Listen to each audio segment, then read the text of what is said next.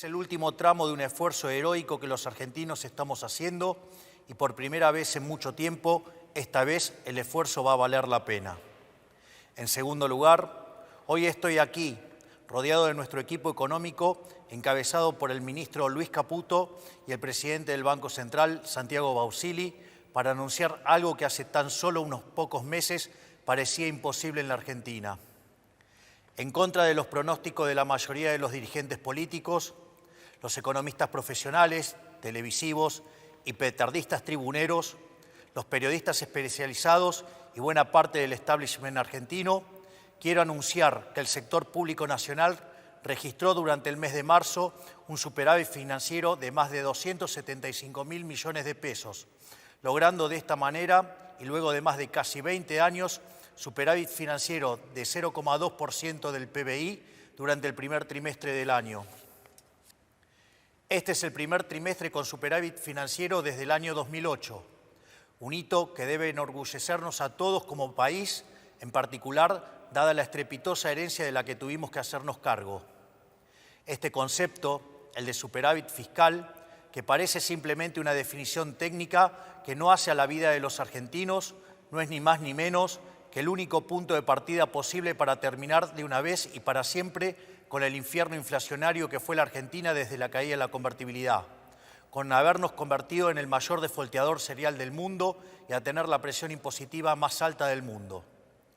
El superávit fiscal es la piedra angular desde la cual construimos la nueva era de prosperidad de la Argentina. Haber logrado ese superávit en Argentina, que ha tenido déficit 113 de los últimos 123 años, habiendo recibido este gobierno un déficit consolidado de más de 15 puntos del producto entre déficit del Tesoro y déficit del Banco Central, y haber ajustado 13 puntos de ese 15 en tan solo 3 meses de gobierno, es lisa y llanamente una hazaña de proporciones históricas a nivel mundial. Por esta razón es que quiero tomarme unos minutos para explicarles a todos con qué nos enfrentábamos, cómo logramos cumplir tamaña hazaña y por qué es tan importante para la vida de todos los argentinos mantener este rumbo. He explicado en reiteradas ocasiones que cuando asumimos el enorme desafío de conducir nuestra nación, encontramos un país quebrado y al borde de una hiperinflación. Teníamos un déficit de 5 puntos del producto en el Tesoro y un déficit financiero de otros 10 puntos en el Banco Central. Teníamos una brecha cambiaria de casi 200% entre el dólar oficial y el dólar libre, y un sobrante monetario similar al que teníamos en la previa del Rodrigazo, una de las peores crisis de nuestra historia. Sumado a esto, teníamos una deuda no reconocida con importadores por más de 50.000 millones de dólares y una deuda en pesos por el equivalente a 90.000 millones de dólares. El acuerdo con el Fondo Monetario Internacional estaba caído y durante la primera semana de nuestro gobierno la inflación venía corriendo al 1,2% diario. Es decir, asumimos el gobierno con la inflación corriendo al 7.600% anual, con un sobrante monetario y un Banco Central quebrado que hubiese llevado la inflación al 15.000% anual. Esto significa que asumimos el gobierno con un sobrante monetario peor al del Rodrigazo, una destrucción del balance del Banco Central peor que la hiperinflación del 89 e indicadores sociales peores a la de la crisis del año 2001, lo cual significa que nos enfrentábamos a la peor crisis de la historia de nuestro país. Por eso, desde que asumimos, nos enfocamos en dos cuestiones esenciales. En primer lugar, dijimos que la causa de todos los males en la Argentina era el déficit fiscal, ya que producto de la obsesión de los políticos argentinos por gastar lo que no tenemos y agotando las fuentes de endeudamiento y la suba de impuestos, recurrían a la emisión monetaria, que es la única y probada causa de la inflación. Tomamos el toro por las astas y anunciamos desde el primer día que con nosotros se acababa el déficit y en consecuencia se acababa la emisión monetaria y la inflación. En segundo lugar, dijimos que dada la gravedad de la situación que habíamos heredado, los argentinos no teníamos tiempo para un nuevo experimento gradualista y avanzamos en el programa de estabilización de shock más ambicioso de nuestra historia. Así es como hemos logrado alcanzar el superávit financiero en tan solo un mes de gobierno, un hito que no tiene parangón en la historia del mundo occidental. Hoy podemos afirmar sin lugar a dudas que, pese a la oposición de buena parte del establishment económico y político de la Argentina, pese a quienes sistemáticamente ponen en cuestionamiento nuestras ideas y pese a quienes directamente pregonan por nuestro fracaso para volver al poder, el gobierno tenía razón y nuestro plan está funcionando. Este milagro económico que ha sido lograr superávit financiero trimestral luego de casi 20 años, habiendo recibido la herencia que recibimos, responde, a diferencia de lo que suelen afirmar los que quieren el fracaso de este gobierno, en enorme medida a lo que durante la campaña llamamos motosierra, y no, como dicen algunos, a la licuación del gasto público, método que históricamente se ha utilizado en nuestro país. De los 5 puntos del déficit del Tesoro que hemos ajustado, solo 0,4% responde a la pérdida del poder adquisitivo de las jubilaciones, pérdida producida por la nefasta fórmula de movilidad de Alberto Fernández que quisimos modificar en la ley base y que luego tuvimos que modificar por DNU, frente a la falta de voluntad de algunos sectores políticos. El restante 4,6% de ajuste que hemos logrado se debe íntegramente al recorte del gasto público que la política utilizaba indiscriminadamente para comprar voluntades. Una práctica inmoral que explica buena parte del fracaso económico de las últimas décadas. Haber logrado el superávit de la manera que lo hicimos, es decir, priorizando el recorte del gasto y no la licuación del mismo, es extremadamente importante porque le da sostenibilidad a las cuentas públicas y porque por primera vez en mucho tiempo no se le traslada el costo del ajuste a toda la población argentina, sino solamente a aquellos que fueron beneficiados por el modelo empobrecedor del pasado. Para mencionar algunos ejemplos, destacamos la reducción del 76% de las transferencias discrecionales a las provincias, un sistema tóxico con el que el Poder Central repartía recursos de todos los argentinos a unos pocos que se sometían a la voluntad del Gobierno Nacional. También una reducción drástica del 87% en la obra pública, históricamente vinculada al festival de corrupción que ha sido la Argentina los últimos 20 años, donde se gastaba dinero los contribuyentes en rutas que no conducían a ningún lado o en obras que se inauguraban 5 veces y nunca se terminaban.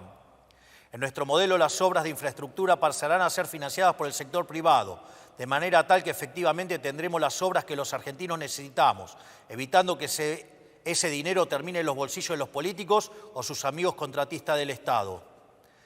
Además de estas medidas, hemos reducido la estructura del Estado, eliminando el 50% de los cargos políticos, cerrando organismos innecesarios que se usaban para perseguir a quienes pensaban distinto. También eliminamos la pauta publicitaria, como habrán notado por la reacción de los medios, que con otras medidas redundaron en una reducción del 22% de los gastos de funcionamiento del Estado. Es decir, a diferencia de lo que muchos afirman, no solo ha sido posible terminar con el déficit fiscal, sino que lo hemos hecho de una manera que es económicamente sustentable y moralmente deseable, ya que por primera vez en la Argentina no pagan justos por pecadores. El superávit fiscal que hemos logrado sin olvidarnos de aquellos sectores postergados que han sido las principales víctimas del modelo empobrecedor. Por eso es que hemos aumentado, entre otros, un 500% del plan Primeros 1000 días que beneficia a 70.000 mujeres embarazadas. Incrementamos en un 311% la asignación de ayuda escolar, llevándola a 70.000 pesos. Hemos duplicado la asignación universal por hijo, incluyendo el aumento del 27% en el mes de marzo. Duplicamos la tarjeta alimentar, que es una asistencia que llega en forma directa a 3,8 millones de personas. Aumentamos un 75% la ayuda para los comedores, acompañado de medidas para garantizar la transparencia, eliminar a los intermediarios y terminar con los gerentes de la pobreza. Y lanzamos un sistema de vouchers educativos para asistir a aquellas familias que envían a sus hijos a establecimientos que reciben subvención estatal. Todo esto fue logrado contra infinitos diagnósticos ominosos que se dieron cuando presentábamos nuestro programa en diciembre. Decían que hacer un ajuste de más de 1 punto del PBI era posible, que tener déficit cero en el primer año era imposible. Bueno, nosotros estamos haciendo posible lo imposible, incluso con la mayoría de la política, los sindicatos, el periodismo y buena parte de los actores económicos en contra. Y lo estamos haciendo incluso contando con márgenes de maniobras acotados, producto de que el Congreso no le ha dado todavía a este gobierno las herramientas con las que todas las administraciones pasadas contaron. Este resultado fiscal no es solo un número en una tabla del Ministerio de Economía, sino la garantía de un camino sostenible y consistente para terminar con la inflación para siempre en la Argentina. No es casualidad que la inflación se esté desplomando y todos los meses el número de inflación sea menor al esperado. particularmente en el mes de marzo, que en teoría iba a ser el mes más difícil para las cuentas públicas. El dato tal vez más acabado que muestra lo acertado de nuestro rumbo es que asumimos con una inflación mayorista mensual del 54% en diciembre, que en términos anualizados implicaba 17.000% anual y que hoy se encuentra en torno al 5% mensual.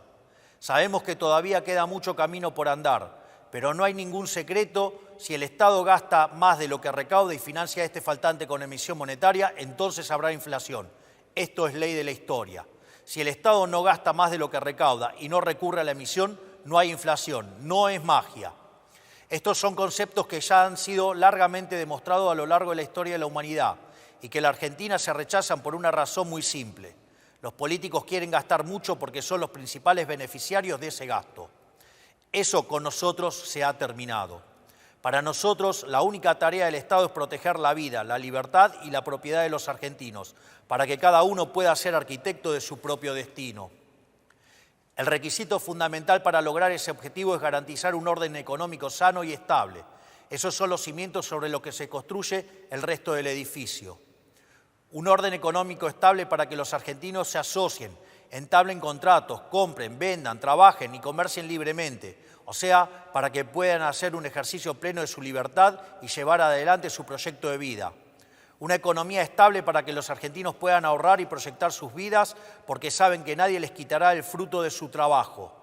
Una economía estable, con un sistema de precios libres, con señales claras para que quienes emprendan o lleven adelante una actividad económica puedan planificar e invertir, porque confían en que les va a ir bien. Esa es la tarea del Estado: generar las condiciones básicas para que la sociedad y la actividad privada florezca. Por eso, quiero aprovechar para decirles a todos aquellos que esperan que la salida venga de la mano del gasto público, a todos aquellos, tanto en el mundo de la política como del establishment económico, que creen que estos éxitos son coyunturales y que eventualmente tendremos que empezar a aumentar el gasto, quiero decirles que eso nunca va a ocurrir en nuestro gobierno. Porque para nosotros la inflación es un robo y el déficit fiscal es la causa de la inflación. Por lo tanto, el déficit cero no es solo una consigna de marketing para este gobierno, sino que es un mandamiento. Esto quiere decir que cada peso que le sobre al Estado Nacional, lejos de aumentar el gasto, será devuelto a los argentinos a través de reducciones de impuestos. Vamos a promover una dinámica de ahorro y reducción de impuestos hasta que la Argentina tenga un nivel de gasto público y presión impositiva acorde al de un país que necesita crecer. Porque la única manera de sacar al 60% de los argentinos de la pobreza es con crecimiento económico. No hay otra manera. Un proceso de crecimiento que está caracterizado hoy por 3 etapas. Una primera que vendrá determinada por la combinación de sectores que se expanden por la corrección de precios relativos, como son la minería, el petróleo, el gas y el campo, junto a la recomposición de los salarios reales que hoy ha empezado a tomar lugar de la mano de una menor inflación. Por otra parte, la baja capitalización de la economía, fruto de 20 años de un populismo empecinado en destruir al capital, genera oportunidades de inversión de muy alto retorno. Finalmente, la retracción del fisco implica devolverle al sector privado 15 puntos del PBI en forma de ahorro, que permitirá financiar la inversión que generará crecimiento económico genuino, el cual se verá fuertemente multiplicado en la medida que el Congreso nos acompañe en el programa de reformas estructurales, como ser el caso de la Ley Bases. Por lo tanto, no esperen la salida de la mano del gasto público. La era del supuesto Estado presente ha terminado. Ha sido un fracaso estrepitoso que ha sumergido al 60% de la población en la pobreza y nunca más vamos a volver a eso. La salida vendrá de la mano de la inversión del sector privado y del crédito, financiado genuinamente por el ahorro, porque esa es la única manera sostenible de crecer.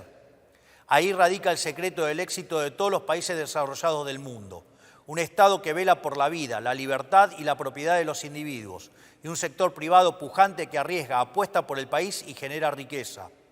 Quiero cerrar estas palabras destacando la enorme tarea que está llevando adelante nuestro equipo económico, liderado por Luis Caputo y Santiago Bausile, que teniendo todo en contra, decidieron poner el pecho para intentar sacar este país adelante, motivados únicamente por el patriotismo de saber que las decisiones las toman los que dicen presente.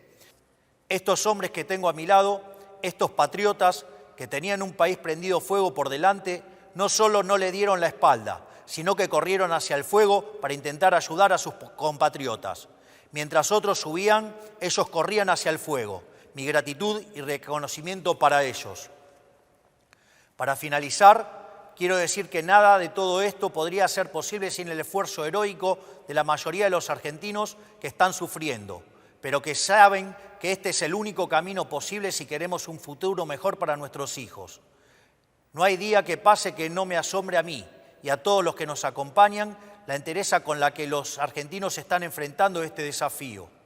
No hay alternativa más que rendirse a los pies de un pueblo que ha decidido abandonar la esclavitud y a emprender el largo camino por el desierto hacia la tierra prometida.